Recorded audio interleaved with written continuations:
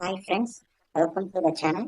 మనకి government of India ministry of railways నుంచి RRB NTPC undergraduate notification CEN 7/2025 నిన్నే release అయ్యింది. Notification డీటెయిల్డ్గా చూద్దాం. అప్లికేషన్ స్టార్టింగ్ డేట్ వచ్చేప్పటికి 28/10/2025 నుంచి, అంటే అక్టోబర్ 28 నుంచి నవంబర్ 27 వరకు లాస్ట్ డేట్ ఇచ్చారు. ఫీ పేమెంట్ వచ్చి 29 నవంబర్ వరకు ఇచ్చారు. మోడిఫికేషన్ విండో మీరేమైనా మోడిఫై చేయాలనుకుంటే 250 రూపీస్ పే చేయాల్సి ఉంటుంది. అది నవంబర్ 30th నుంచి డిసెంబర్ 9th వరకు ఇచ్చారు మోడిఫికేషన్ విండో. ఒకవేళ మీకు స్క్రైబ్స్ ఏమైనా కావాలంటే డిసెంబర్ 10th నుంచి డిసెంబర్ 14th వరకు ఆ పోర్టల్లో అప్లై చేసుకోవచ్చు. ఇంకా డీటెయిల్డ్ గా నోటిఫికేషన్ లో ఏ పోస్టులకు రిక్రూట్మెంట్ చేస్తున్నారంటే chief commercial come ticket clerk, pay level central government pay level వచ్చి 3rd level, accounts clerk cum typist pay level 2, junior clerk cum typist pay level 2, trains clerk pay level 2. ఇక్కడ pay level యొక్క initial face ఇచ్చేసారు, ఇక్కడ మీరు క్లారిటీగా చూసుకోవచ్చు. మొత్తం ఎన్ని వేకెన్సీస్ రిక్రూట్ చేయబోతున్నారంటే టికెట్ క్లర్క్ వచ్చి 24 వేకెన్సీస్, అకౌంట్స్ క్లర్క్ వచ్చేప్పటికి 394 వేకెన్సీస్, జూనియర్ క్లర్క్ వచ్చేప్పటికి 163 వేకెన్సీస్, ట్రైన్స్ క్లర్క్ వచ్చేప్పటికి 77 వేకెన్సీస్. టోటల్ గా 3058 వేకెన్సీస్ ని రిక్రూట్మెంట్ చేయబోతున్నారు ఈ నోటిఫికేషన్ ద్వారా. ఏజ్ లిమిట్ వచ్చేసరికి 1 జనవరి 2026 ఈ డేట్ ని చూసుకొని మీరు కానీ అన్రిజర్వ్డ్ కానీ ఈడబ్ల్యూఎస్ కానీ అయినట్టయితే జనవరి 2, 1966 కానీ ఆ తర్వాత కానీ పుట్టుండాలి. OBC non creamy layer claim చేస్తున్న వాళ్ళైతే జనవరి 2, 1993 తర్వాత పుట్టిన వాళ్ళు అప్లై చేసుకోవచ్చు. అంటే 3 years age relaxation OBC NCR. SC ST వాళ్ళు చూసినట్టయితే 1991 ఆ రోజు కానీ ఆ రోజు తర్వాత కానీ పుట్టిన వాళ్ళు ఎలిజిబుల్, అంటే 5 years ఏజ్ రిలాక్సేషన్ వస్తుంది ఎస్సీ ఎస్టీ వాళ్ళకి. అదే ఇక్కడ క్లారిటీగా మెన్షన్ చేశారు, SC ST 5 years, OBC non creamy layer candidates కి 3 years. ఇంకా ఎక్స్ సర్వీస్ మెన్, పీడబ్ల్యూఈ ఇవన్నీ మీకు ఇక్కడ క్లారిటీగా మెన్షన్ చేశారు, మీరు చూసుకోండి. ఒకసారి నోటిఫికేషన్ నేను మీకు డిస్క్రిప్షన్ లో పెడతాను. ఓన్లీ ఎడ్యుకేషన్ క్వాలిఫికేషన్ వచ్చేపాటికి 12th స్టాండర్డ్ మాత్రమే. అంటే మీరు ఇంటర్మీడియట్ ఏ గ్రూప్, ఎంపీసీ, బైపీసీ గ్రూప్ తో సంబంధం లేదు, ఏ గ్రూప్ తీసుకున్నా మీరు అప్లై చేసుకోవచ్చు. ఎగ్జామినేషన్ ఫీ విషయానికి వస్తే జనరల్ వాళ్ళు ఓబీసీ వాళ్ళకి 500, next female and all other categories వచ్చేప్పటికి 250 రూపీస్. మీరు CBT 1 రాసిన తర్వాత మీరు అటెంప్ట్ చేస్తే CBT 1 అని మీకు 400 రూపీస్ రిటర్న్ చేస్తారు. ఎస్సీ ఎస్టీ వారైతే మీరు పే చేసిన 250 రూపీస్ రిటర్న్ చేస్తారు. ఇది మాత్రం మీరు మైండ్ లో పెట్టుకోండి. అంటే జనరల్ ఓబీసీ వాళ్ళు మీరు 100 రూపీస్ మాత్రమే పే చేస్తున్నారు, మిగతా 400 బ్యాక్ వచ్చేస్తాయి.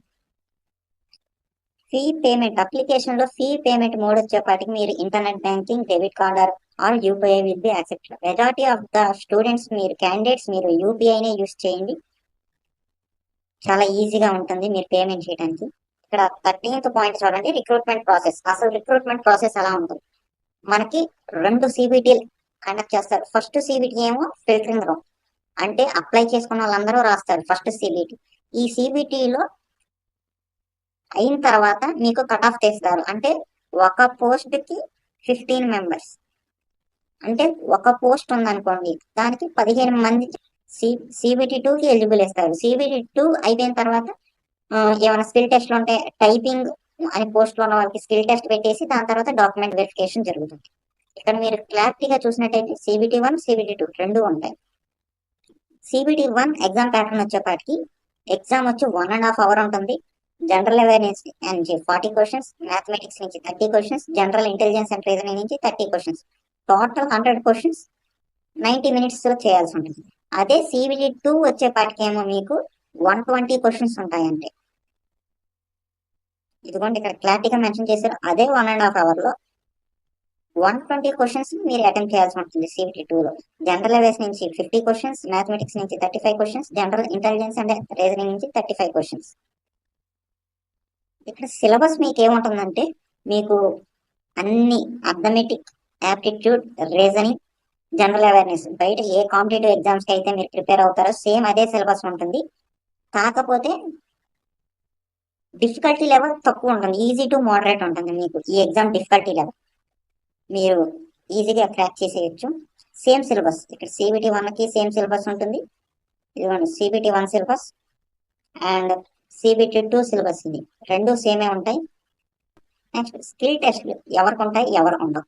మీరు కానీ కమర్షియల్ కమ్ టికెట్ క్లర్క్గా కానీ ట్రైన్స్ క్లర్క్ కానీ వచ్చినట్టయితే జాబ్, మీరు సిబిటి 1 సిబిటి 2 తర్వాత డైరెక్ట్ డాక్యుమెంట్ వెరిఫికేషన్ అంటే డివి అంటారు, డాక్యుమెంట్ వెరిఫికేషన్.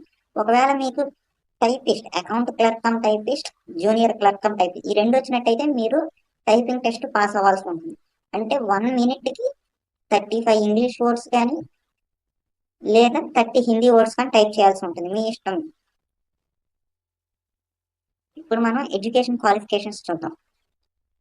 ఇక్కడ మీరు క్లారిటీగా చూసినట్టయితే 12th +2, 12th +2, 12th +2, 12th +2, that means అంటే మీరు ఇంటర్మీడియట్ లేదా సిబిఎస్ఈ అయితే 12th క్లాస్, ఈ రెండిట్లో ఏది చదివినా మీరు ఎలిజిబులే.